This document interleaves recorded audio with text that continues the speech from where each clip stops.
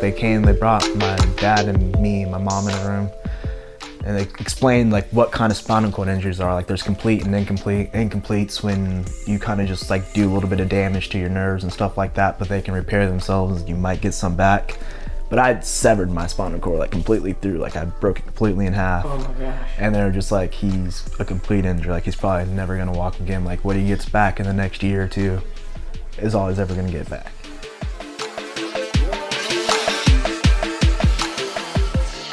Yo, happy Tuesday, everybody. Welcome to episode 32 of the Andrew Deitch podcast. Excuse me. Got some phlegm in my throat this morning. Sorry. This is maybe a little TMI. But I'm a lot more fired up than I was last night, recording the weekly little episode update thing. And I'm ready to attack. Ready to attack the day. Got my breakfast. Got my coffee. I'm ready to take on the world. Let's just jump into this. My guest today is a really awesome dude that I met recently named Brandon Winfield. Brandon is the CEO of his company called Paraperks that is developing an app under the same name.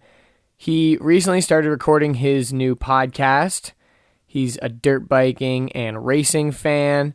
He's really active, and he does all of this while being paralyzed from the waist down. He's in a wheelchair. And I wanted to mention the fact that he's disabled last because Brandon doesn't let his physical limitations define him or deprive him from living the best life that he possibly can. And he's always looking on the bright side. He has a super positive outlook on life. It would be really easy for someone like him to play the sympathy card, letting people just wait on him hand and foot. But he's like the complete opposite. He's super independent and, just trying to live every day like a normal guy and living every day with enthusiasm. He's really inspirational, to be honest. I don't know what I would do in that situation, but his company Paraperks is developing an app to help disabled people share information about different places that aren't necessarily friendly to the disabled community. So, for example, maybe the bathroom is not necessarily wheelchair friendly at this restaurant. You don't want to end up at the restaurant and then find that out.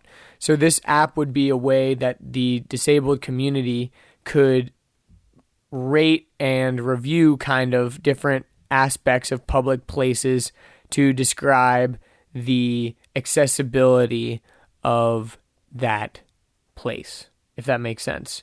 I'm going to let Brandon explain it because he knows a lot more about it than I do, obviously, being the visionary and CEO of the company. But the concept is gaining a lot of traction, and I think it's a really, really awesome idea. And I'm going to let Brandon talk more about it. So without further ado, give it up for my man, Brandon Winfield. All right, there we go. We're live, dude. Awesome. What's up, Brandon? Not much, man. Just hanging out. Another weekend. Exactly. Another weekend feeling all too well. I was supposed to be here like 2 hours ago. Yep. You're definitely enjoying your weekend. In bed. That's what you're supposed to do, though. You're supposed to rest up. Yeah, I was supposed to be here like 2 hours ago, and I've slept in, and I looked at my phone, and I was just like, fuck! And I called Brandon. I'm like, dude, I feel so bad. Better late than never. We're here now. I know, right? But yeah, so, people that are listening, I've already kind of like introed you a little bit, but we actually don't really know each other very well. To be honest, we met on Facebook, right? Yep. And I was like, I know this guy's super interesting. I like stalked your Facebook a little bit. I knew you're like into racing and dirt biking and stuff, and obviously I knew you're in a wheelchair. And but I didn't really try to like figure out your story. I was like, I'm just gonna let Brandon tell me his story. Yeah, man, I appreciate that too. Yeah, of course, because I was like, I could try to like stalk this guy and like figure out everything, but I'm like, I'm already gonna talk to him anyways. So I might as well just hear it straight from the horse's mouth. Yeah, it's pretty cool. I've never really gotten to sit down and tell my whole story, I guess. I've always had like little things about motocross or karting or whatever it may be. But yeah, it's pretty cool. I'm excited to be able to sit down and talk about it. Yeah, man. So I've started a lot of my podcasts just kind of like sharing your upbringing and all that kind of stuff. And like, I think that as a society, we tend to look at people as just like a stationary object. And like, we're like, okay, this is Brandon. He's this guy. I've only known him for like 15 minutes. But there's like years and years and years of Brandon that I have no idea about. Definitely. So tell me about like, how did like, you know, not necessarily infant Brandon, but like young Brandon, how did you get to where you are today, you know? All right, from what I can remember, well, my parents, we'll start off with my parents, basically. My dad was in the Air Force, and he was always he was like a very straightforward guy. Like, it's black and white, you do what you say, you know? Like, if you say you're gonna do it, you get it done. And I mean, honestly, like, I love the way I was raised. My mom was awesome. She was always very supportive, loving, caring, the way a mom should be, you know. And I was raised by two really good parents. I had a really good support system, so they raised me the right way. We grew up on Air Force bases out in California for a while. Wow. And, are your parents from here originally? Or actually, my mom was born in New York and moved down to Virginia. My dad was born in Virginia, spent most of his life in Virginia. They didn't grow up with too much money, and that was his whole thing with the Air Force, is he wanted to fly planes, and he got to chase his dream, and he did it. And like, that's a great person to look up to. He came from basically nothing and worked hard in school, worked hard at what he wanted to do, and still works hard today. So it's awesome to have people like that in your life. And they met in Virginia in high school, kind of kept the relationship through college, and then my dad got into the Air Force, and my mom came with them, and I think they got to California somehow. I know my sister was born in California, and then we were back in Georgia in Warner Robins, and that's where I was born. I was born on Warner Robins Air Force Base. Okay, cool. So I was there for like 3 months, and then we moved to California. So about 9 years of my life growing up mostly was in California. Unfortunately, I don't remember that much. I don't know if a lot of people remember like when they were that young, but I don't remember too much. It's all kind of a blur now, but I was always kind of a daredevil. I liked adrenaline rushes, anything with two wheels, sports, just anything, just go, go, go. That was just always me. Did you guys have like land where you could ride stuff, or? A little bit. We lived out in the desert. I didn't really start riding until I was 5 years old when I got my first dirt bike. And what's funny is I crashed really hard one day, and I hated it. Like, I gave up. I was like, I don't want to ride these anymore. Let's be done with it.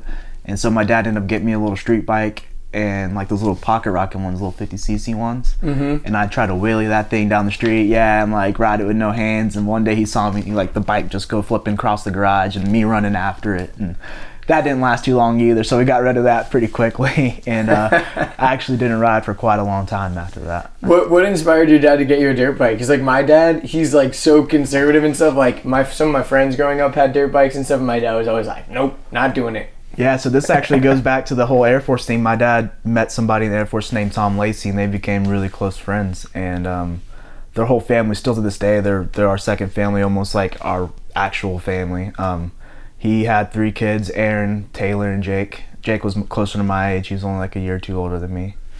They all grew up in the motocross scene. Tom always was into motocross, and I was always around them. Like, Jake was seriously at the hospital when I was born. Like, their family was at the hospital when I was born, so always been around them. And they grew up racing dirt bikes, and I grew up around dirt bikes. My dad was into motorcycles. He rode street bikes, and it was just something I was around, and I started loving it, I guess.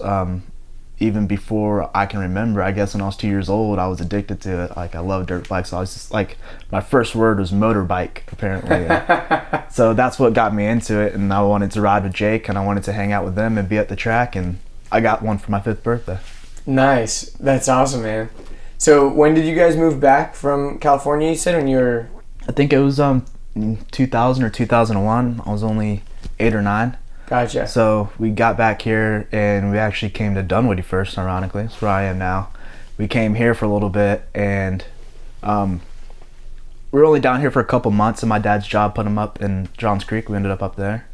And so I started. And he was out of the Air Force? Yeah, he had actually went from the Air Force, and before he came back to Georgia, he went to NASA and got to work for NASA for a little bit. Whoa. Yeah, I like talking about that because I think that's pretty cool. I gotta, compliment him on that. And that's awesome. Yeah. What did he do for NASA?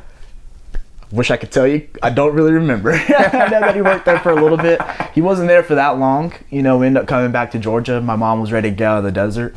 She couldn't stand being out there and how long it took to drive from here to there. And it's just like, we need to go someplace else. And he got a job opportunity here, and they got him out here and put us up in an apartment down here in Dunwoody before we ended up in Johns Creek, and Nice. that's basically where we've been. I grew up most of my life in Johns Creek, actually. That's awesome, man. So then in Johns Creek, you were still kind of in the dirt bike scene and all that kind of stuff? So yeah, once we actually get up to Johns Creek, I'm about 9 or 10 years old then. Going up to Durham Town and stuff like that? Actually, no, never went to Durham Town. Really? Never went. Dang, that was like the only place I ever rode. Because a couple of my friends had some dirt bikes and we would go up there.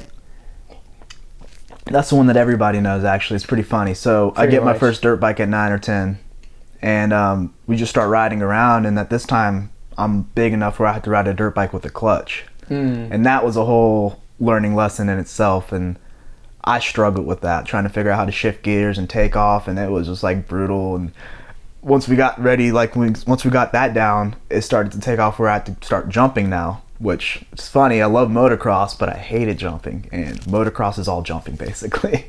And so I remember one day just going out and my dad took me out to like this little pasture, like away. I don't know if you heard of Monroe. That was like another track a lot of people went to. That was one of the first tracks I went to.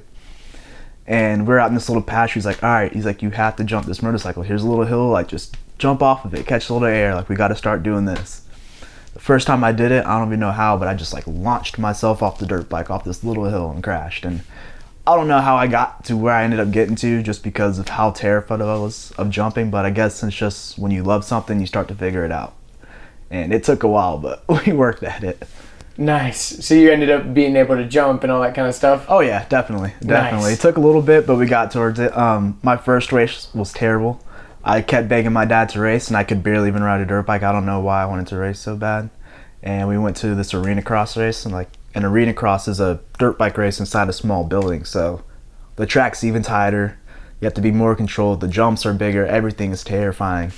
And so we actually have a picture from that race one day, and I was wearing clear goggles, and you can see how big my eyes were. I was terrified, and I couldn't get out of the gate. Like I kept looping out of the gate. I broke 2 back fenders, and we ended up meeting some friends that became pretty close to us, and he actually told my dad, get that kid out of here before he kills himself. He needs to go practice and ride first. That's hilarious. So then obviously you still continue to ride and stuff like that after that? Oh yeah, definitely. It was just something that, like, when you're passionate about something, you have to figure it out, I guess. It's just something you want to do. You figure it out. You find a way to get it done. And I watched a lot of videos. I just, because I always loved motocross, even though I stopped when I was 5 until I started again when I was 10.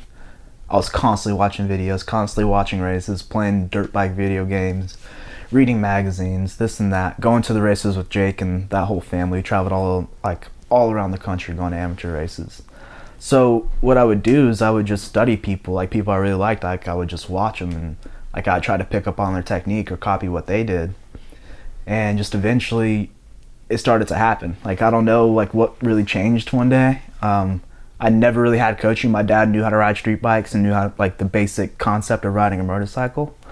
And so it was just kind of like we went from there, and through his coaching and him helping me and all his time that he put into it and me just wanting to do it, it eventually started to come around. And my dream was always to be like Jeremy McGrath and have a factory Honda ride. And like 2 years into racing, I actually ended up figuring out I got a factory Honda ride, which is like one of the coolest things in my life ever. So what does that mean for people that aren't like into dirt biking and all that kind of stuff? So I guess I can't technically call it a factory ride because we're not supported from the factory, because we're not professionals. That's only like when professionals they get support from the factory. But when you get support from Honda or Kawasaki, whoever it may be, it depends on what level you're at. Like I was at a decent enough level and the economy was good enough then that they were able to give me, the first year they gave me like 4 bikes for free. Wow. Yeah, so they sent them from California. They sent them to the motorcycle shop here, like a local shop.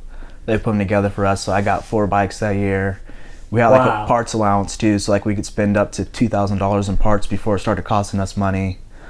Just this and that, and like they list you as like one of their riders. You know, like you're supported by American Honda. So you were sponsored by Honda? Yeah. Wow, that's sick. Sponsored by American Honda for a few years, and my grandpa used to work for Honda. Really? Yeah, back in the day. Yeah, he worked there for like a really long time. And so our family's like pretty much always had Hondas until like recent years. We've pretty much always had Hondas. Yeah, I mean, and when you're growing up, all you hear, especially back then, like, because Honda was killing it. They had Jeremy McGrath. They were winning titles. Like, everybody talked about Honda's performance, the reliability, they're the best bike, this and that. And so it was just so cool to be able to, like, I remember my dad telling me that. He's like, guess who got a Honda ride? And I was like, who? And he's like, you did. And like, I started crying right there. I was just like, no way, I can't believe it, you know. That's crazy, It's just one of the coolest moments of my life, for sure. That's sweet. So I'm assuming there were 2 strokes? Yeah, 2 strokes back then. Actually, it's funny to bring that up. In 2007, they actually came out with a 4-stroke 85. Like a race bike that was supposed to be a 4-stroke. Huh. And those things, they were so much fun to ride, but wow, this was the first, of course it was like its first year, and they were just slow, and they were heavy, and they could barely compete with because you couldn't actually race it in the 85 class. They're CRF 150Rs, so you had to race it versus the Super Minis. So Super Mini is an 85 with bigger wheels, bigger swing arm, and a faster motor. Like, they're modified out to 112 cc, so like, Gotcha. they're really fast. And Gotcha. all that motor and how light they were and how nimble they were and all that stuff, a 150 was just like a big block, like a big 4-stroke block, and it just wasn't fast enough to compete with them at the time. Gotcha. And so for people listening, like, what's the difference between a 4-stroke and a 2-stroke? Because I just know 2 strokes. 2 cylinders, 4 cylinders. Gotcha. Gotcha. Yep.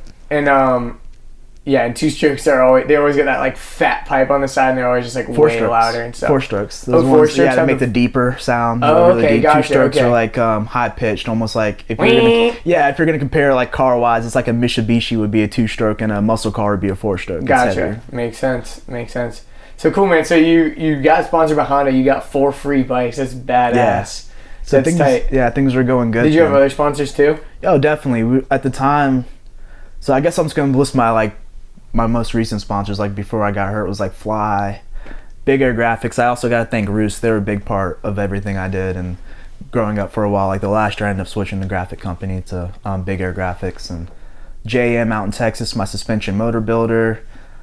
Shay Bentley was the guy I was working with. I ended up working with the trainer eventually in my last little bit, and that was somebody I went to like all the races with, talked to all the time. He gave me all my training regimen, worked with me on the bike, was basically like a second dad for a while. So I worked with a lot of different people like FMF, all these oil companies I can get in all that stuff, but it's just like little things. And it got to the point where I actually I dropped out of school. Wow. Yeah. And how old were you?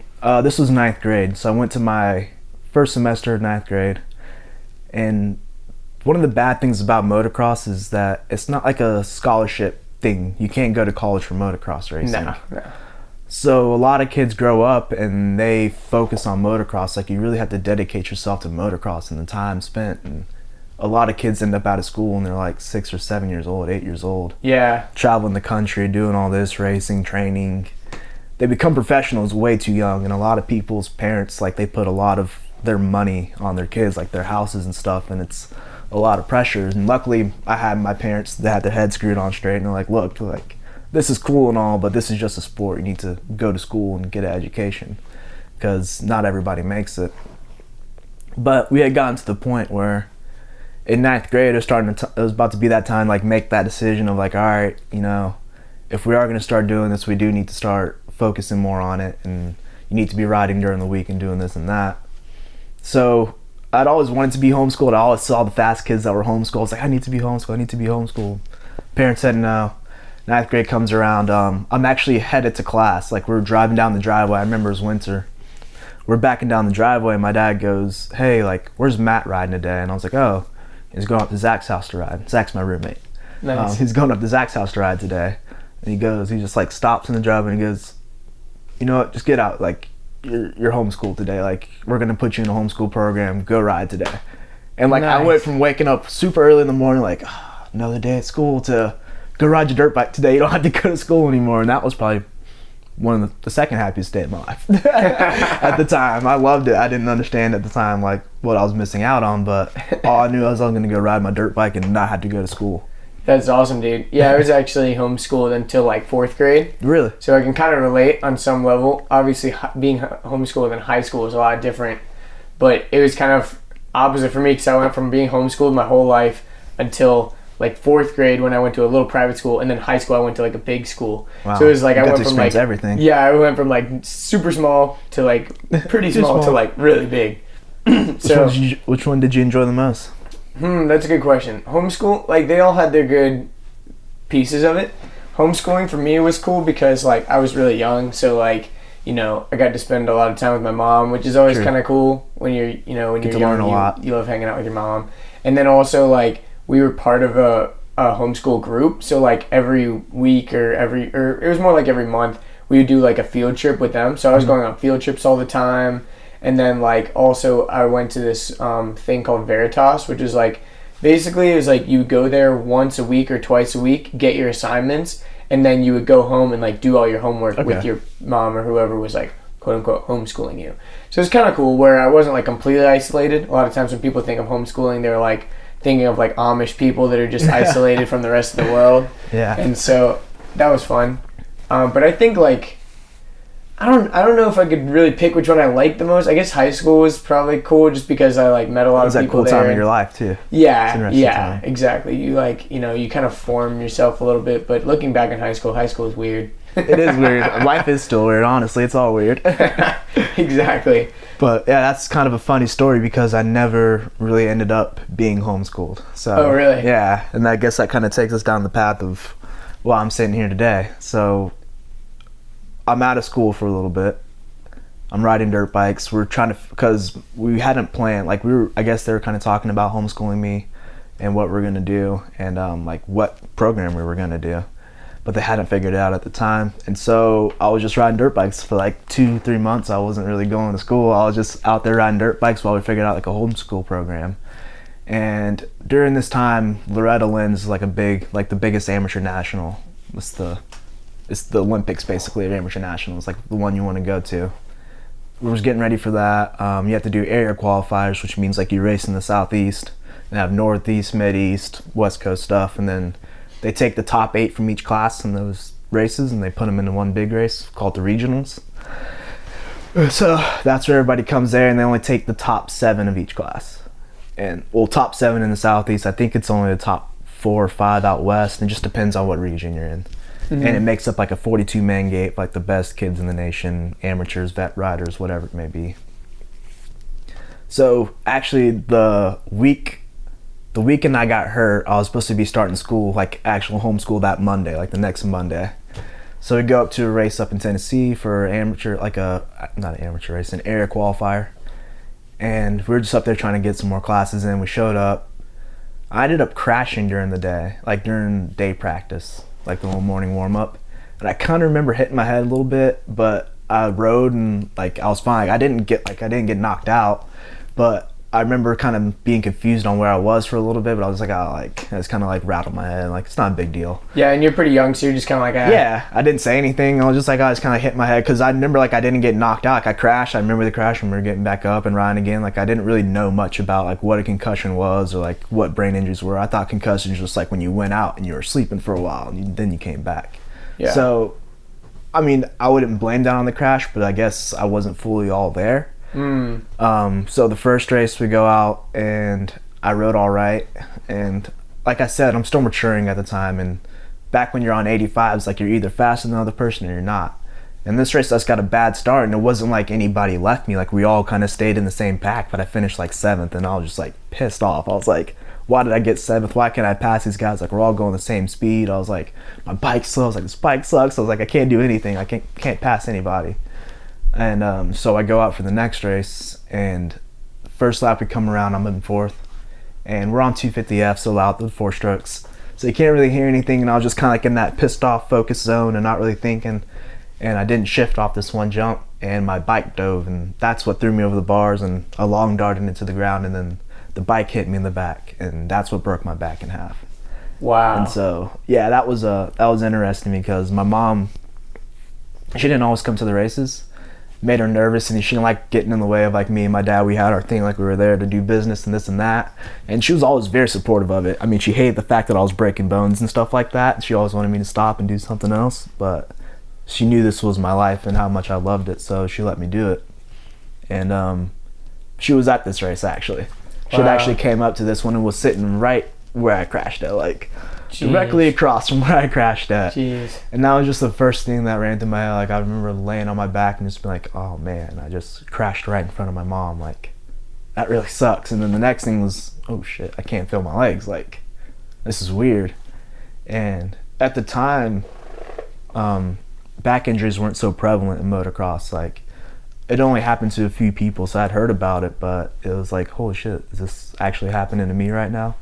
And Yeah. so it was just like a weird thing, and I couldn't breathe. I'd fractured my ribs and I guess bruised my lungs.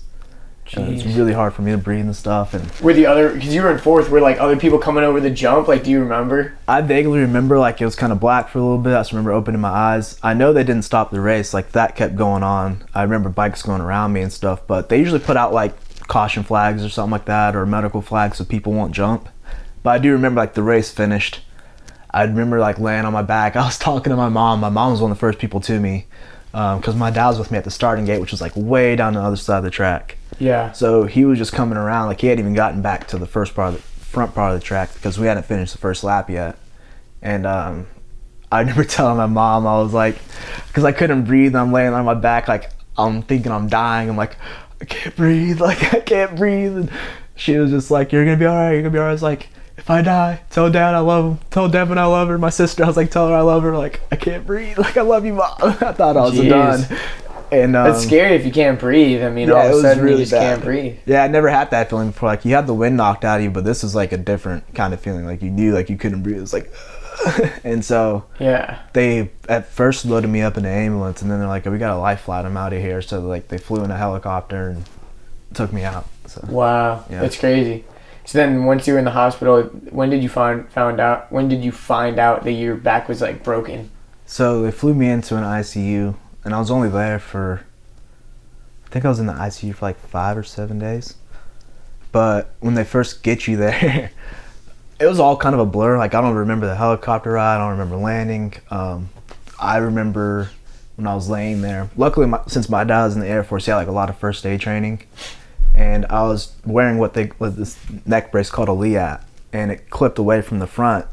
So when I was hurt, like, I was laying on my back, and what he did was just took the front part of the neck brace off and left the back part as like a support, because my neck was actually fractured too. Like, my neck really hurt bad too. I said my neck was hurting, and it was sitting like that. And I remember when I go into the hospital, I don't know why, like, I guess they just like took it out, not really thinking about it, but they just pulled the neck brace out from under my neck, and my head dropped. Oh. And I, to this day, cannot sit up on my own because I'm paralyzed from like above my abs. Like, I don't really have any abs. I can't use my abs. But I sat straight up, and to me, I guess I wasn't screaming. Like, I was in so much pain that I just like sat up and was like, ah, you know. But maybe I was screaming. I don't know, because they like turned around like, oh, put something under his neck, put something under his neck, and they stuck something under there, and I like laid back down, and like, it was black. I think I just like passed out from the pain. But I remember they wouldn't let me eat anything or drink anything all day because they weren't sure if they're going to do surgery or not. And it went on for like the whole day. I got hurt like around lunchtime during the day in hot ass Tennessee. Hadn't drank water. Like, my mouth was so dry. They were just giving me ice chips. It was a struggle. It was miserable. And they ended up doing surgery sometime the next day. And they luckily I had a good doctor. Like, they hooked everything up. Like, they fused my back together, T7, T8, fused it together. I have like 13 screws and 2 rods or whatever. It's pretty crazy. Jeez. I saw the x-ray of it not too long ago. And luckily I had a really good doctor. And they just ended up telling me that like, they brought my dad and me, my mom in a room.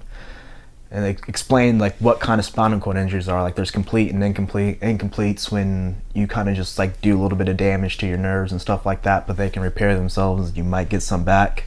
But I'd severed my spinal cord like completely through. Like, I broke it completely in half. Oh my gosh. And they're just like, he's a complete injury. Like, he's probably never going to walk again. Like, what he gets back in the next year or two is all he's ever going to get back. And so that was just like, all right. So now we got to prepare for that. And I don't know. I can't really remember how I was at the hospital. Like, I always tried to be upbeat and positive. I always kind of treated everything like it was just another motocross injury.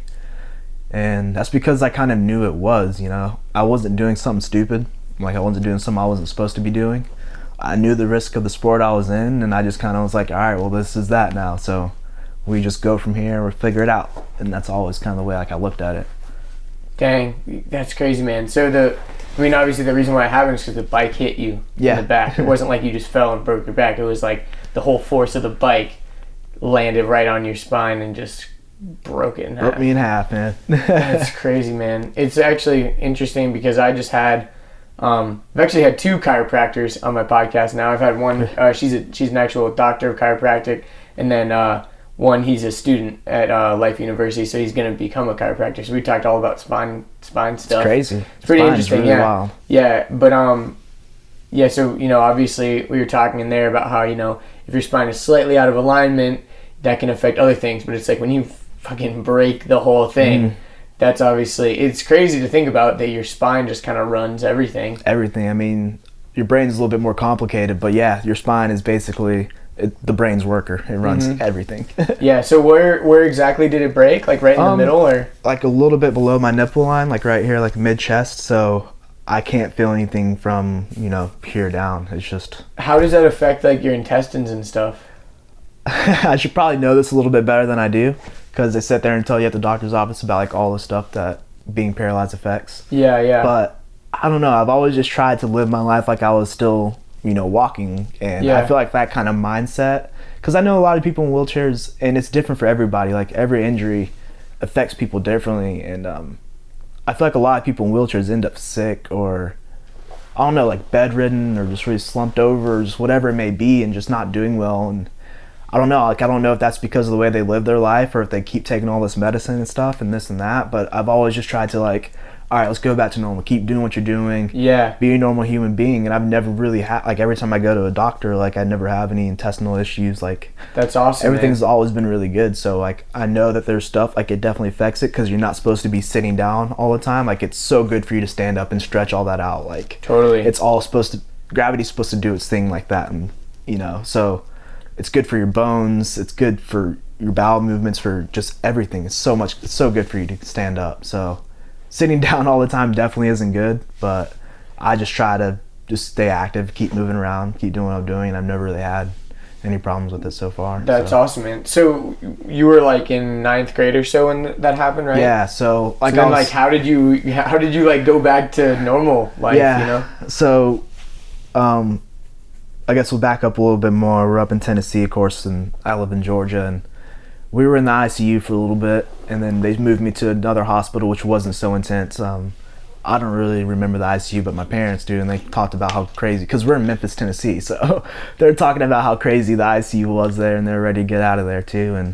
And my parents, stayed by my side the whole time. They slept on a couch in the hospital. Wow. Yeah, they just stayed there and did what they did, and we ended up in another little... And you have a sister, right? You said. Yeah. Was your sister in town? She was down in Georgia actually, and I think our family friend Paul Garcia. I hope I'm right in that. He ended up flying my sister up so she could be with us too. Nice. So she came up a few days into it, and I think they got her a hotel and stuff like that. Nice. Ended up getting a hotel room, and they would just switch off staying with me. But we were only up there for about 10 days, and then Paul Garcia again got us a plane and flew us down to Atlanta to Shepherd Center. It's the best spinal rehab place in the country, basically. Yeah, I've heard of that place. Yeah, it's amazing. So I can't thank those people enough, honestly. I went there, and it's crazy having to readjust, change your life again, because you don't really remember learning to walk and crawl and all that stuff and figuring everything out. You just you are as you are. Now you're oh, okay, yeah, I never how to do this. But at 14 years old, you start over again. It's all right, how do I crawl? How do I walk? How do I do all this stuff again? And so you go in there and you start from scratch, and you have to learn how to live a completely different life. And those people there are amazing. Those doctors there are amazing. They teach you so much to be self-dependent, to be on your own. And a little bit had to do with me just wanting to get out of there. I was so tired of being in a hospital. I wanted to go home, wanted to see my friends, sleep in my bed. And I worked my ass off in there, and I got out in 3 weeks, I think. Wow. And it was the quickest. They actually gave me a certificate for the quickest person to ever rehab out of Shepherd Center ever at the time. So wow. I don't know if that still holds up, but yeah, at the time I was the quickest person to get out of there. Yeah. At the time I was the quickest person to get out of there. And what's funny is that when I actually went home, I missed being there. I was damn, I miss having all that convenience of being at the hospital and the doctors being there and this and that. And because I'm sure everything there is designed for people that are paralyzed and all that. So yeah, it's all the accommodations. Exactly. So everything was really nice. But honestly, my dad and his cousin Romney and our friend Sean Best had been working really hard back at home while I was still in the hospital. They're retrofitting our house up. They built ramps in the back of the house. They built ramps in the garage for me to get in.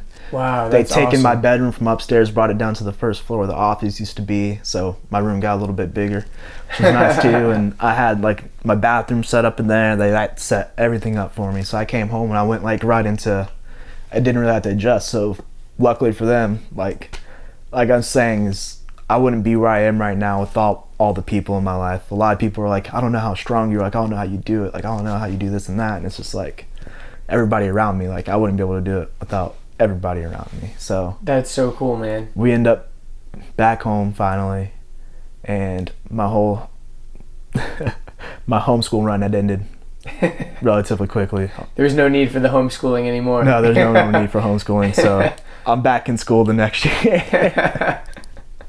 Did you have to so kind close to of? getting away? I know, right? Did you have to kind of start over and go to freshman year again, or? No, what? luckily I'd already done one semester, and I'd Okay. only missed one semester. That's not bad then. So I just actually ended up going into 10th grade, and I kind of just went into 10th grade because my school's familiar with me and everything, and started 10th grade at Northview. Oh, nice. Yeah, did you go to Northview? I didn't go to Northview. I went to Norcross, so but Okay, I knew a close. decent amount of people that went to Northview. Yeah, What year did you graduate? 2011. Okay, cool. Cool, very nice. We probably have some mutual friends. Probably do. I graduated in 2012, so Okay, oh yeah, definitely. we probably know a decent amount of Definitely. mutual friends. But we'll talk about that afterwards. So end up at Northview, and that's going well. And my friends are all really good friends. I got a shout out to one of my friends, Harlan Haskins. My dad got me a golf cart after I got hurt as a way to get around, because how the hell am I going to roll around the neighborhood in a wheelchair? Yeah. And you know, we're only 15 years old, so I didn't have a car or anything. And he ended up getting me a golf cart so I could get around, and got me some hand controls. And we lived in Medlock Bridge, and there's a country club across the street from us called St. Ives. And I was just being me, like being a hooligan, going over there, jumping around, messing around on the golf course, always having fun and picking up friends and girls. Getting in trouble? And, yeah, getting in trouble, always getting in trouble somehow. And so my parents ended up talking to the principals and some of the faculty up in Northview, because it kind of be a pain in the ass for me to ride the bus, and they don't really have handicap buses for me to get there, so I had to rely on them every morning or somebody to drive me to school.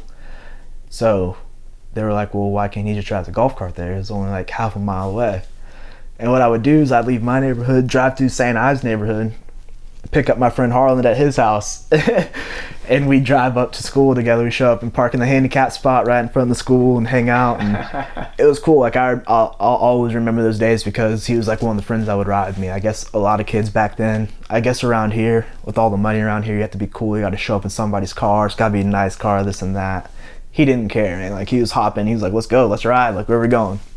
One of those cool friends. So we used to ride up to Northview all the time. It was fun. And I ended up leaving Northview because it sucked. Johns Creek opened up, the high school opened up. I was just about to ask that, and I was going to say, Johns Creek, was it slightly closer to Medlock Bridge, or was Northview still closer? It was like, it backed up to the neighborhood. It was, I was almost gonna say, in the neighborhood. So I was going to say, it kind of depends on what part of Medlock Bridge you live in, but it probably was closer. That's what I was thinking. It backed Nice. right up to the neighborhood. So we started going there, and I met a lot of cool people there. I actually started to enjoy going back to school there. Like Northview was almost kind of like a prison sentence. It just felt like you were there for 8 hours of your day, like they just locked you in there. But you went to Johns Creek, and you loved the faculty there. It seemed like they're all happy to be there. And it was like a new school, so everyone was It was pumped. new, like it was. The school was beautiful. It was huge, and like everybody's a little bit more laid back, and like they brought different people from like Chattahoochee and Northview and some different high schools, and threw us all together. So it was cool, and actually really enjoyed going to school there. That's awesome, man. So then, like, you know, obviously you're having to navigate this whole new world. Like, you're navigating the same world, but in a completely new way on wheels. How was that, like, transition? Like, obviously, you know, you're having to go from being able to, you know, walk most places. You're having to have accommodations, like you said, having to have a ramp or whatever. Yeah. Luckily, I feel like in the States we have a lot of accommodations as compared to a lot of other countries. But was it, like, you know, challenging? Luckily, like I said, I grew up in a nice neighborhood, so I mean, there's a lot of places in this country that are not that great. Like, there's a lot of things that are still really out of date and stuff like that. But I couldn't imagine living in like in a third world country where they don't really care about people with disabilities. They kind of just push them to the back, and Yeah. you know. Yeah, so for sure. Being here, luckily, like I was at a place where a lot of things were really accommodating. So I never, you know, when I was young, I didn't really get to experience how inaccessible things could be sometimes.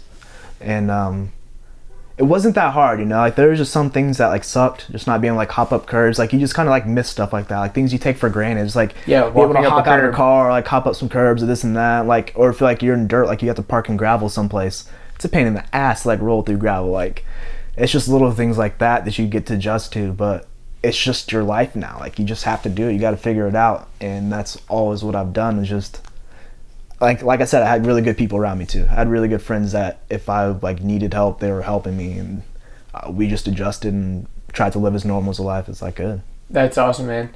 Did you ever feel like, you know, you like, you know, I feel like a lot of times with people in wheelchairs, someone's like, oh, let me offer to like push you or whatever. And were you like the stubborn guy, like, no, I'm going to push myself. I'm going to be self-sufficient? I definitely was. I hate people pushing me. I still to this day hate people pushing me. Like, I was going to say, I noticed your wheelchair doesn't have handles on the back of it. They're just always down. Oh, okay. I just fold them down. Oh, okay, nice. Because I was like, because when we were walking in, I was like, you know, because I don't really have any friends that are in wheelchairs, so it's kind of like a weird thing when you meet someone in a wheelchair because you're like, I don't really know how to react. Like, should I offer to like push him? Is that like insulting? You know, like you all know that what's kind of funny stuff. is like even being in a wheelchair, and like I know how I want to be treated as somebody in a wheelchair, but I can't help myself sometimes wanting to help somebody else that might be struggling, that's like has a disability or whatever. But yeah, I always have people that are, I mean, especially random people that come up and they want to push me or this and that.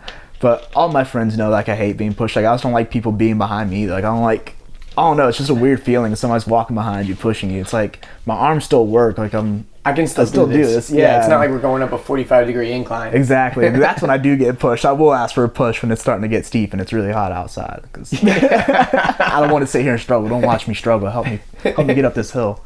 Exactly. It's funny. I always had people tell me that I should get a power wheelchair and this and that, and it's just like, no. It's like I got this still. Like it's still good. That's cool, man. Yeah, I feel like once you go to the power wheelchair, it's like a different level. I mean, I'm already lazy enough as it is. I need to go to the gym more often, and I don't. So if I get a power wheelchair, man, I'm gonna gain 100 pounds real quickly. My life's gonna be over.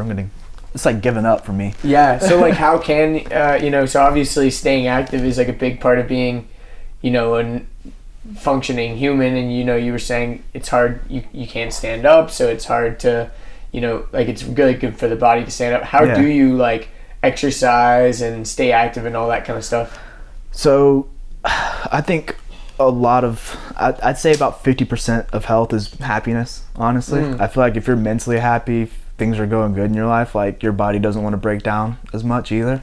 And I always try to be like as happy as I can be. I'm a really happy person. I like to talk to people, I like to meet new people, this and that, and just do fun things. And I don't know, I feel like life is still really good, and that's awesome, man. That's part of it as well. And then I've honestly, like, I was one of the most pickiest people, like food wise. I can't eat anything. I've come a long ways actually, and I've started to just eat better as it is. I used to eat a lot of fast food and drink soda and lemonade and this and that, and now I can't even stand fast food. It's got to be like home cooked stuff or restaurant at least. I mean, restaurant's bad too, but it's better than fast food. Yeah. When I got out of the hospital, I was always still very active too. I wanted to race something. My dad was like, what are we going to do? Jet skis. And we got jet skis. I was riding jet skis around. I ended up kart racing, got into go-kart racing. Yeah, I saw that on your Facebook. Yeah. You were talking about that earlier. Yeah, and that was something that was really cool. I did that for a while. And how did you do the controls? Like, do they have hand controls? Yeah, so they don't, I don't think they sell hand controls right now, like as a kit. They might someplace. So we ended up getting a cart, and the whole thing, of course, was like, all right, well, how are we going to get hand controls on it? Like, what are we going to do? Luckily, we came across a guy named Jeff Bacon, and he was just like this kind of crazy, weird engineering guy who was like, yeah, I got you guys, we'll figure it out. And he engineered up some hand controls. So, like, the gas was on the left, it was like a little lever, and I had a pedal on the right, which is the brake. And through lots of trial and error, we figured out a hand control system setup. And it wasn't that conducive, because it's funny, when you race motocross, it's one of the most physical sports in the world. And we used to watch NASCAR on TV and stuff like that. It's like, that's so lame. All they're doing is turning left. Like, they just turn in an oval and this and that. Like, you sit down the whole time. You don't have to be in shape to drive. You have to be in shape to drive. There's so many G-forces, even in a go-kart like that it wears you out. So holding on to the steering wheel not having any abs or like my legs to have like a base. I'm trying to hold my upper body up while I'm trying to steer. Like the go-kart's trying to throw me one way while I'm trying to turn one way. I'm trying to brake, like my hands getting tired, my forearms get pumped up. You have to be in shape to drive. So a lot of that was exercise in itself. I go to the track a lot. I was racing, always out in the heat. Where would you race that. karts? So by the time I really started racing, I was working full-time too. And so at this point my dad was like, all right, you know, I paid a little bit for racing. I spent like all your college money basically on motocross. Like we've done so much. It's like I spent so much of your money racing. It's like if you want to do this, it's like you're gonna have to like do it for yourself and have to pay for it. And so I did, and I would go to Georgia, Florida, Tennessee. I was supposed to go out to Texas for a race, but that didn't work out, unfortunately. I really wanted to do that one. But just kind of like around here, North Carolina, local regional stuff. But it's crazy with car racing and any kind of form of auto sport. Like a lot of the competitiveness comes from car setup. There's a lot of good drivers. Like I'm not going to take anything away from drivers because you have to be able to go out there and do it. But if your car's not working right, like you're kind of just screwed. And so you start to go to these bigger races and stuff, and there's people there with like 10 different engines. They're changing tires during practices, changing tires for qualifying, like putting on fresh rubber, like all this. And it's like it costs $200 for a set of tires. Like that's my whole like I'm done. I'm buying one set. Like I'm out because I have to pay $300 to get there. I had to buy gas. Race gas is really expensive. All this stuff. And so it just kind of got to a point where it's like this doesn't really make any sense to try to be competitive in this when these people have 4 different engines and tuners. And it was more just the money. Yeah, they're plugging up data and they're doing this and that and like breaking down the track, and it's just like I'm just here to like race kind of. And after a while it just started to be way too expensive for me, keeping up with the cart, getting it worked on, getting the motor sent down to Florida to get it done, all this stuff. And I just was like, all right, I'm gonna have to sell this and move on to something else for now. And come back to it later for sure. Yeah, that makes sense. Have you ever tried the electric go-karts? Like the ones at Andretti's or something like that? I don't know if they have electric ones at Andretti's. Oh, not at Andretti's, but like at a place like Andretti's. I was going to say there's one at Slingshot in Norcross. They have, it's actually not too far from here. They have electric go-karts. Really? Obviously, they don't have hand pedals, so you'd have to... I think they're actually starting to like make amendments to that. I think in more places, I think K1 Speedway has hand controls. Nice. I was going to say, I've heard of that place. I haven't gone there yet. Yeah, I need to go check them out, but... It's really cool because everybody's starting to come around now to accessibility. It's like a really cool time in life where people are starting to see that we are out here living still and wanting to do stuff, and everybody's starting to make, you know, changes for us to help us out. So. That's really cool. And like the ADA and stuff, like obviously has like tons and tons and tons of... Isn't that what it's called? The ADA, America's Disability Act. There's tons and tons and tons of regulations and rules all around that kind of stuff, which... You know, a lot of business owners always get mad at because, you know, oh, I've got to freaking change my sidewalk out here, you know, all this kind of stuff. But it's like, yo, but then once you do have someone with a wheelchair come in, are you glad that you were able to accommodate them? You know, it's like... and it's just, a lot of people don't think about it until it actually happens to them or somebody that they know. And I don't blame them because I never really thought about it until it happened to me either, you know. I used to hop on elevators all the time, and now that like I'm in a wheelchair, I'm like, wow, these people... that are walking in an elevator, like take the escalator, take the stairs. Like the elevators for people that need to go up and down without having to take stairs and stuff. But yeah, it's a hassle, it's a pain in the ass, and that's kind of where, you know, my app comes from now. Is just stemming from the fact that when I was traveling around with my friends and stuff, once I got out at Johns Creek and started to realize how inaccessible things were places, Paraperks kind of came about. And that wasn't always because like you couldn't get into the entrance of some place. Like you may not notice it, but sometimes you go into a bathroom and it works for you, but maybe I can't fit into the bathroom stall, or maybe the door opens up into something I can't even get all the way in the door. You know, it's like a lot of different things. Maybe the hallway's too small, maybe the door's too small, I can't even get in the bathroom. Interior stuff, parking, you know, a lot of places, they're starting to come around to handicap parking, but maybe some places only have like 1 handicap spot or 2 handicap spots, and it's just, there's a lot of things out there that, it's a lot of inconsistencies. Like the ADA does a great job of trying to get people to, you know, retrofit stuff and make it better. But there's a lot of people that were still grandfathered in where they don't have to change anything. And so Paraperks, my app that I'm working on, is something just to kind of bring awareness to that, kind of bring like a voice to us to allow us to say something without having to be an asshole, because I've never wanted to like sue anybody. Like I've had people like, oh, you should sue them like this and that, or you should like say something. It's just like, I don't want to be that guy. Like, I'm not that type of person. I don't like causing any conflict. I like to lay low, stay off the radar, and it's just like I'll deal with it or I'll just leave. It's just whatever. But I feel like it is time. We're in the future now that it's time for things to start turning around. And you see videos or movies, whatever, the future, and everything's flying cars, like automatic doors, everything's big and opening and this and that, and like that's the way we're headed. And I feel like everything should start to head that way for accessibility wise too. Like people with legs can walk up ramps or whatever it may be. We can start designing really cool ramps or this and that. And yeah, totally. And so Paraperks is just something to kind of give us a voice without having to be assholes about it. Yeah, that makes sense, dicks, man. don't have to sue anybody. It's like, hey, look, you're missing out on this customer base. This is what they're saying. Like, they love your restaurant, but they can't get in the bathroom. Maybe you can change this or that. And it just starts with that, I guess. Yeah, that makes sense. So when did you start developing the app Paraperks? So the idea actually came to me at the beginning of 2015. I was going to church with my mom. And this is around like New Year's time. So they were talking about, instead of doing things that can benefit you because you might give up on those goals in the next 3 weeks or whatever, why don't you like focus on something that can like benefit your community?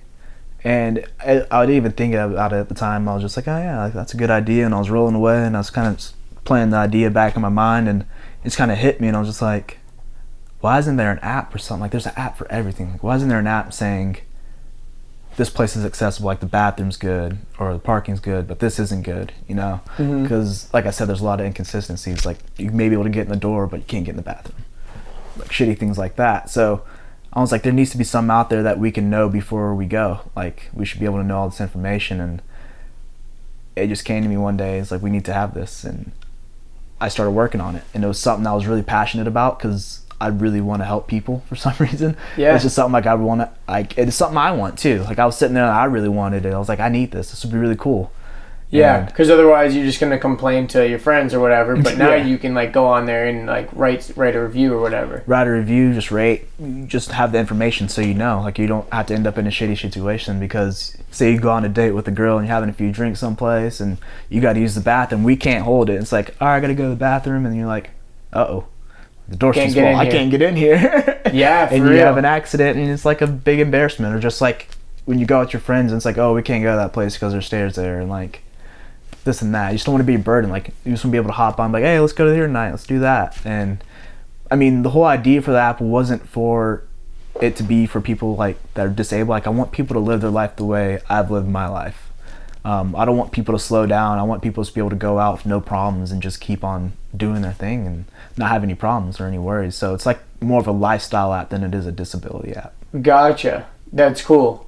Yeah, like one thing that comes to mind for me, it's like totally different realm, but like, for example, I know this one guy, he has like tons of exotic cars, and like he was like, there needs to be an app where it tells me if there's going to be like bumpy roads or whatever if I'm trying to get into this restaurant, because I'm going to scrape the lip of my car or whatever. And it's kind of funny because I was thinking about that. I'm like, that'd be kind of cool, but very, very niche audience of people that are like trying to get in there. Very niche audience. You're gonna be watching that thing as you're driving to. You're gonna run into back. This guy was saying, he was like, whenever I am planning on going out to a restaurant with my wife or something, I'll drive there the day before with my regular car to make sure that I can pull up my Lambo or whatever and like not scrape. Regular cars' lives matter too. You're not gonna beat up your regular car.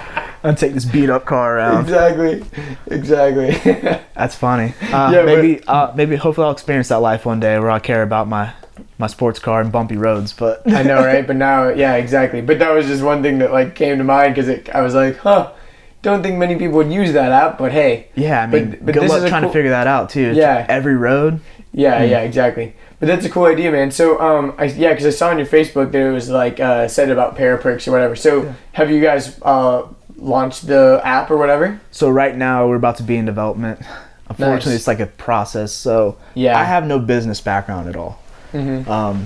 I had the idea for the app, and it was something that I really wanted to do and was passionate about. And so I just started Googling stuff, researching things, learning about other entrepreneurs, people that started from someplace else, and then talking to friends and just telling people about what was going on, people I trusted. And they got me pointed in the right direction a little bit. Like I said, just no business background. People were like, hey, go talk to this person, go talk to this. You're going to need that. You need a business plan. This is how that looks.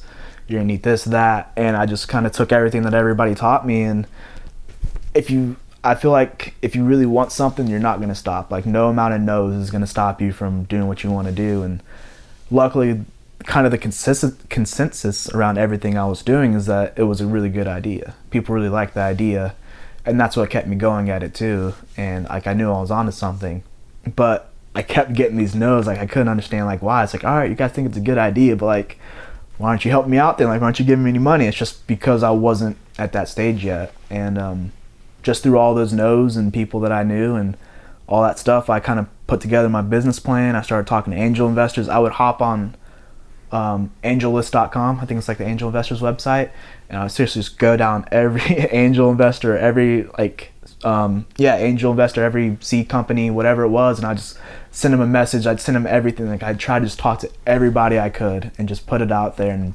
nobody ever really responded. And one day I actually did get a response from somebody. I was going through like a list of angel investors again, and I saw that there's a Google venture capitalist out there, and I was like, my whole goal is for my company to get sold to Google. I think it'd be really cool. And he didn't have an email. You couldn't message him on LinkedIn, this and that. But I saw that he had a Twitter, and I just tweeted out to him. And some therapy hospital actually retweeted about Paraperks, like what I was doing. And so I just tweeted out to him, like I retweeted it and said something like, hey, check out my app, this and that. And he actually got back in contact with me, and we started emailing back and forth. And that was really encouraging, because he'd say like, once I get to a certain amount of users, to come back and talk to him. Nice. And so I went from that, and it's funny, I ended up working at a job, and I was telling people about my app and stuff, and this lady ended up finding out about it, and she was like, hey, like, I know somebody that can invest in this, like that does phone apps and stuff like this. And I started working with this group of people, and now we're in development. We're going to be releasing on Android and iOS soon this year. Yeah, it's just been a whole process of figuring it out, getting the prototypes, getting stuff worked out. We're working with an overseas team. So while it's 2 o'clock here, it's 8 o'clock there. It's all messed up, but yeah, we're finally getting back on track, and things are going the right way we need them to go, and I'm really excited about it. That's awesome, man. I feel like once you start a project, like once you take that initiative to take something from 0 to 1, yeah, like that's the hardest thing. It's the hardest part. You got to take something from nothing to something. That's always the hardest part, because ideas are a dime a dozen. Like, everyone's got ideas. You ask somebody, they're always like, oh yeah, I got this thing, blah, blah, blah. But it's like they haven't really put any kind of building blocks in place. They haven't really taken that first step. And that was one thing that happened to me with this podcast. Like, I've had the idea for a podcast for like well over a year. Yeah. And I know that you talked about that you started a podcast recently. You haven't released them yet, but Nope. but that was kind of like where I was like, oh, it'd be so cool to do this. I was always listening to Joe Rogan and other podcasts, and I just decided one day, my friend, he started a podcast, and he invited me to be on it. And once I did his podcast, I couldn't get the idea out of my head. I was like, I gotta do this. And so I just like took off from there. And it's crazy because, like you said, once you kind of get the ball rolling, like people you work with, they introduce you to people that you're now working with, all this kind of stuff. That's exactly what's happening with this podcast. Like, I would have never met you, even though we probably have tons of mutual friends. Like, I probably would have never even met you, or like never sat down and actually gotten to know your story and all this kind of stuff. But the cool thing is now, because of this podcast, and because I've actually decided to like take this idea and like actually create something and spend time and effort and energy putting it out into the world, now I'm getting to like have so many cool conversations with tons of people. And it's like a satisfying feeling too. Unfortunately, we kind of live in a time where everybody is so self-protective, I guess, because there's a lot of shitty people out there. Let's just be honest. Like, there's shitty people out there, and so everybody likes to stick to themselves, and they're all really self-absorbed, and it's just making other shitty people. But and I feel like a lot of people are scared to fail, honestly. Like, people are scared of the humility, scared to be laughed at, scared to be talked about, whatever. And I just think that you got to start somewhere. Like you said, the 0 to 1 is the hardest part, but if you just start and you surround yourself with good people, you keep good people around you, you're going to go places, and you're just going to keep working at it. And if it's something you're passionate about, you're going to find a way to figure it out. And luckily, I have like an awesome business partner named Saeed, and he's been a big help, and like he's my right-hand man, because I have no knowledge in this background at all, and I'm just kind of winging it. I just have a good idea and I'm really passionate about it, and I wanted to make it happen. But he's like one of the guys that handles like a lot of the business stuff as well too. He knows what he's talking about, he knows what he's doing, and if you like if you don't know what you're doing, just surround yourself with good people, you know. Like you don't have to know everything. There's no blueprint to starting a podcast, to figuring it out. It's just having to want it and being around good people. A lot of people, and it's crazy because I still see people from high school on Facebook and stuff like that, and they're still hanging out in the same group or hanging out with these shitty people, and they always wonder like why this bad stuff is happening in their life. Like, oh, woe is me, like why this happened and that happened. It's like, well, you're kind of putting yourself in that position. You're surrounding yourself with those people, and it's just you're never going to go anywhere until you break out of that and you really want to, you know. Like it's everybody you surround yourself with. Totally. Yeah, I've heard this said a million times, but it's like you are the sum of the 5 people you spend the most time with. Yeah. So like rich people aren't hanging out with poor people. No. I mean, I feel the people that we are today, our personalities are all shaped from the people that we've come in contact with. Exactly. Like the way we laugh is the way somebody else has laughed before.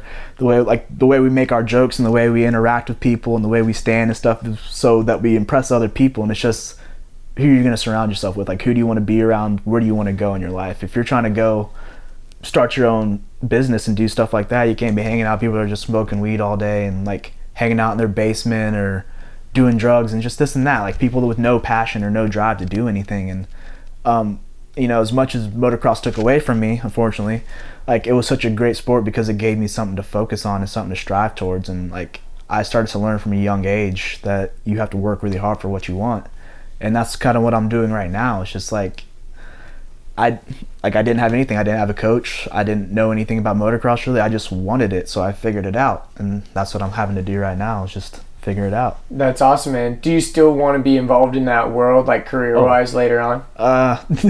Career-wise, no. There's not that much money in motocross. Well, I didn't know if like, you know, commentating or something like that. I don't know, but that'd be cool. I didn't know, you know, because I'm not really involved in that world, so I don't really know all the job opportunities out there and how possible it is, you know, a person with disabilities to be involved in that, because obviously a lot of it you got to be pretty active, but some of it you could totally, you know. Definitely, but since we're going to be honest in this podcast, there's a bunch of crap that goes on in motocross. Like the industry is just not one of the best industries out there. There's a lot of ass kissing and sucking up to people that are really good, and then once they're gone, it's just like, who are you? Like you get forgotten about, and it's just like, what have you done for me lately kind of industry. And I don't know, it's just a very jaded kind of group of people sometimes. And I still go to the races. I still love motocross, like motocross in general.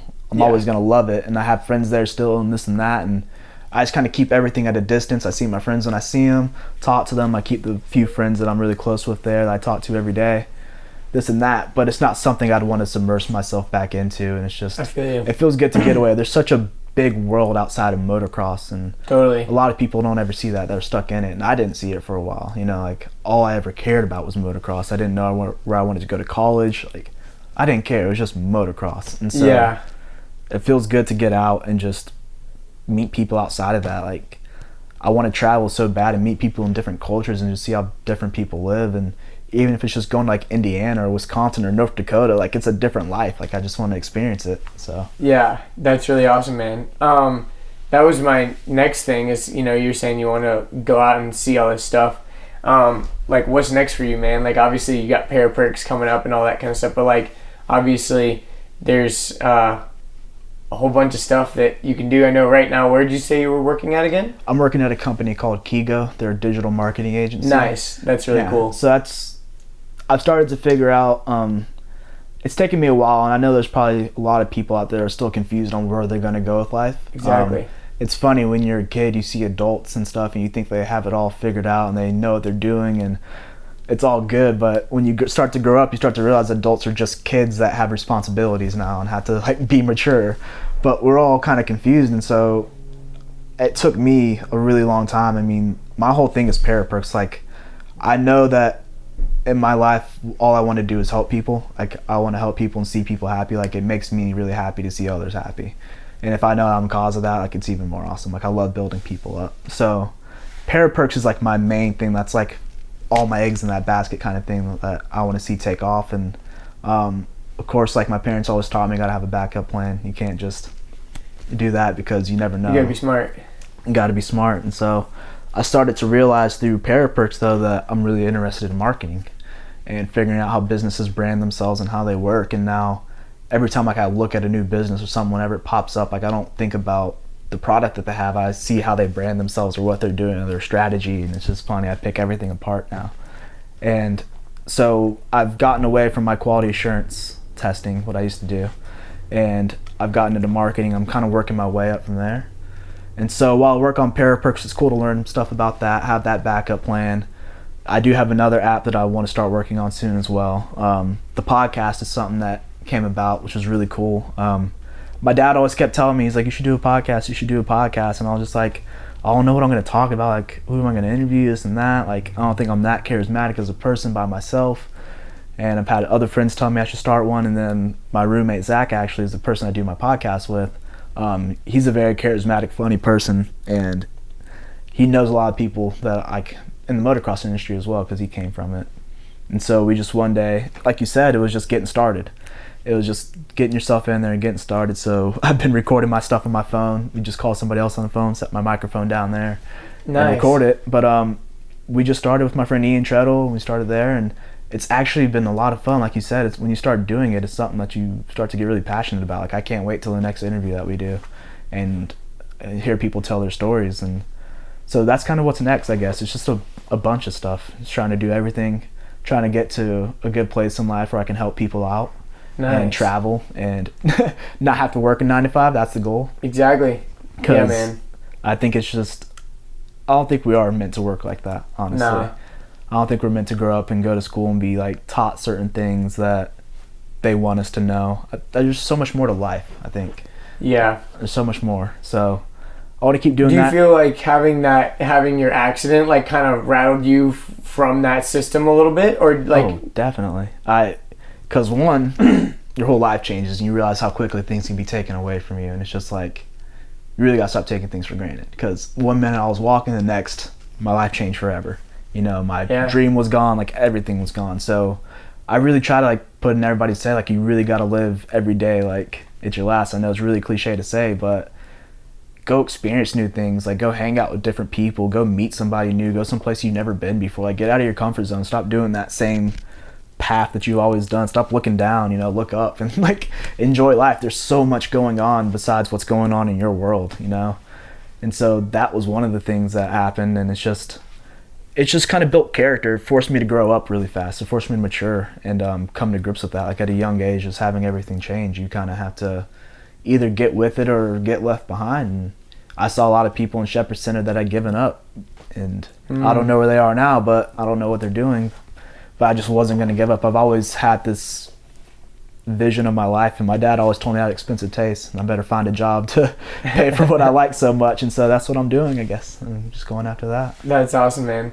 Unfortunately, I got to leave in a little bit. I probably have like 10 more minutes. But okay. I was going to say, do you have any last things that you want to kind of talk about? I was going to say one thing that would be kind of interesting is if you could share some of the misconceptions about like people with disabilities and stuff like that, or how people can practically in their day-to-day help people, or whatever. That's a good question. I've never really had that question asked before.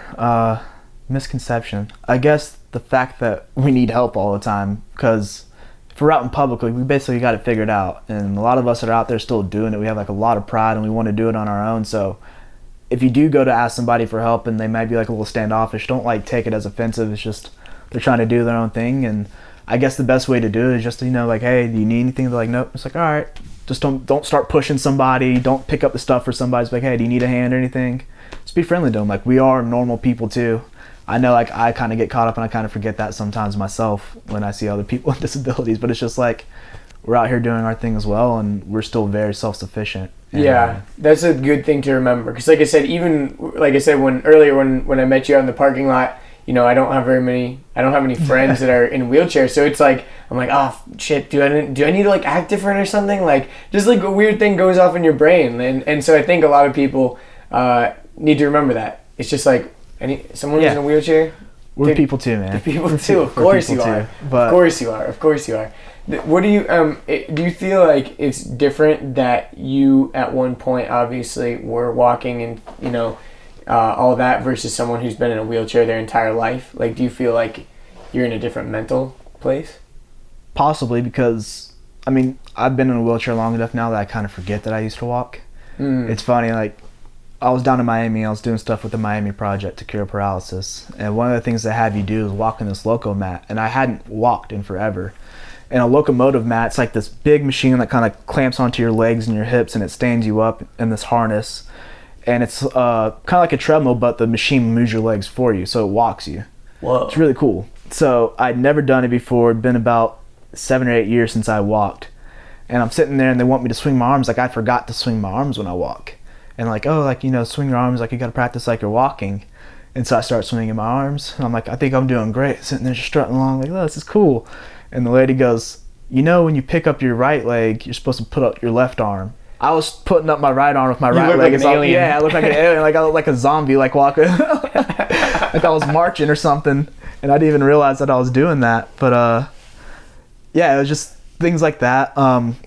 Sometimes I think about the fact that I used to be able to walk, and I kind of miss it sometimes. I'm like, oh man, like when I hop out of the car and I want to go hop up some stairs, whatever, it's like, well, I have to like roll all the way around to the handicap thing and then roll all the way over here and do this. Like, I just miss how convenient it was just to get out and go. Yeah.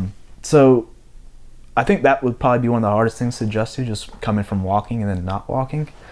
But once you've been in it for so long and like you live your life the way it is, like you're just like, this is it now, like this is your new walking, and you just kind of get used to it. Like, I don't really mind being in a wheelchair anymore. It's just a part of my life. Of course I want to walk again one day, but I'm in no rush. You know, when I first got hurt, I was like, we got to figure out how I'm gonna walk again. I figure it out. And then after a while I'm like, you know what, like I still got a lot and my life's really cool right now, and it's not that bad. I've gotten to meet cool people, gotten to do a lot of cool stuff. I have a lot of great friends. Like, I figured out who my friend group was. You know, it kind of cuts out all the extra bullshit. Yeah, of course, because some people look at it as like, you know, I gotta hanging out with Brandon, I gotta like think about that, this and that, and so that is cool. It's kind of like a bullshit filter. Yeah, it's people that actually want to be around you. It's a good way to put it out there. It's a bullshit filter, you know. And the parking's good. I get free drinks sometimes when I go out to the bar. I was like, yeah, let me get you a drink. I'm like, sure. That is cool. I was gonna say, I'm sure there's a lot of Paraperks out there. There you go. Drop it. There's a lot of Paraperks. That's kind of like when you. I know, for example,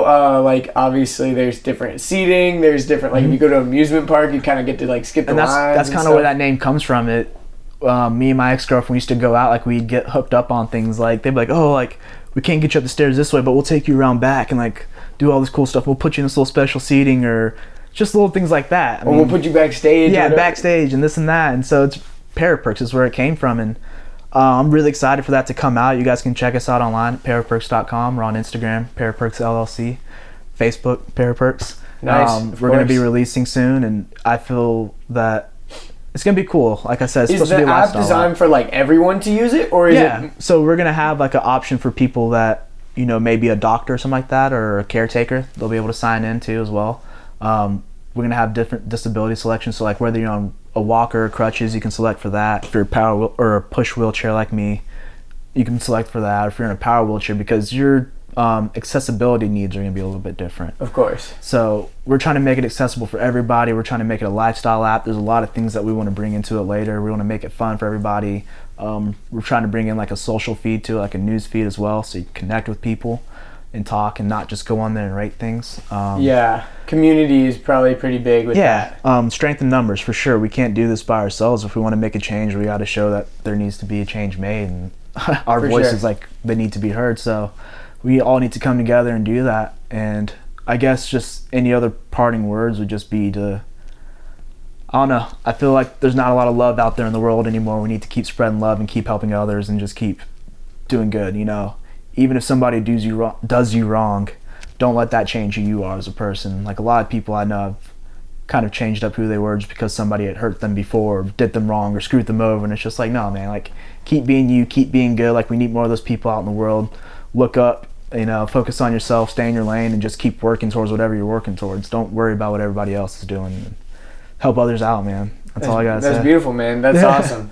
Seriously, because we need more of that. Lots of people want to hold grudges and they want to, you know, stay angry. I don't know why people want to see each other fail and have negative comments. Like, you know, it used to be if you don't have anything nice to say, don't say anything at all. And now that we have social media and stuff, it just makes it easy to trash people and put people down. And I don't know. I don't think people like that to be treated that way, and I don't know why they're treating other people that way. So like, let's bring each other up. Like, we need to start working as a community again and get back to that.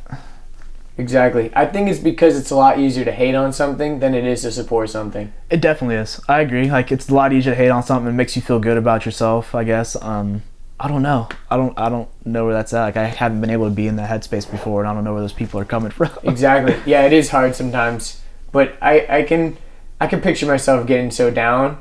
But it's like you've got to kind of just focus on the things that you want to support rather than things you want to hate on. 'Cause exactly. hating on stuff doesn't really help anything. And like I said, it all goes back to your health. If like you hate on stuff, you're always so negative. Your life's gonna suck. I don't know. I feel like you put good out, you get good back. So. That's awesome, man. Well, dude, you're a really inspirational person. Thank like, you. And I'm sure you hear that all the time. You know, people are like, "Oh my gosh, Brandon, you're so strong, man." But seriously, like, you have a really cool story, and like, it would be so easy for you to get down. Like, I'm sure you've met tons of people that are disabled that are woe is me and all that kind of stuff. Yeah, and that's not to say that like I've never been down. I mean, emotions are one of the greatest things humans get to experience, like empathy, sadness, all that stuff. It all sucks sometimes, but when you think about it, like, if you have all those feelings, like, you've lived a full life, like, you've got to experience everything. I don't know, sometimes, I don't know, it's cool to be able to experience all that stuff and like go through those emotions and have bad days and then have really good days that make you really appreciate life. And, like, you understand everything's like, you know, like, there's just yin and yang. There's good and the bad and good. And you gotta take it all in stride, man. For sure, Keep man. going. Well, dude, I feel like that's a good place to wrap it. Any last things? What's your podcast called? Have you come up with a name with it yet? Oh, The Journey. The Journey. The Journey. The So Journey we'll podcast. Very we're gonna nice. get some people over and start editing that soon. We'll probably start putting it out on SoundCloud at first, and I'll be promoting it on my Facebook or Instagram. Nice. And we'll put that out there, and I think people will like it. I mean, For it's sure. kind of motocross related, honestly, but there's people Hey. telling some really cool stories about, you know, where they came from and stuff that was going on in the industry and where they ended up where they are now. That's really cool, man. Well, when it comes out, I'll be sure to blast it out and Awesome, promote man. it and all that stuff. But and you already mentioned where people can find you. I'll make sure to put all your links and stuff in the description. But any last words? I think that's it. I think I wrapped everything up pretty good. Cool, man. I really appreciate you having me on. It's awesome to meet you. So thank you. Of course, dude. Well, I'll talk to you later, everybody. Boom. There it is, folks. Another episode in the tank. What an awesome dude, right? Brandon's the man. His story is, like, really amazing, you know? It's so cool how he's using his accident to help empower others. And when the Paraperks app is launched, I will definitely make sure to blast it all over. I also can't wait to listen to his new podcast, The Journey. Whenever that comes out, I'll definitely blast that out as well. Who knows? Maybe I'll make a guest appearance. But, yeah, make sure to follow Brandon on Instagram as @BMW937. And you can also follow Paraperks on Instagram. I'm sure they're going to have announcements on there.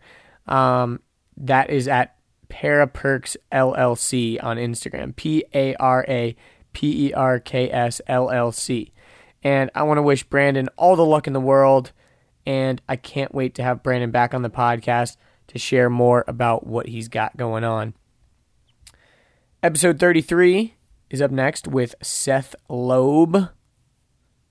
Seth and his wife, Hope, are the owners of Do Good Clothing Company, and they are about to have their highly anticipated launch tomorrow.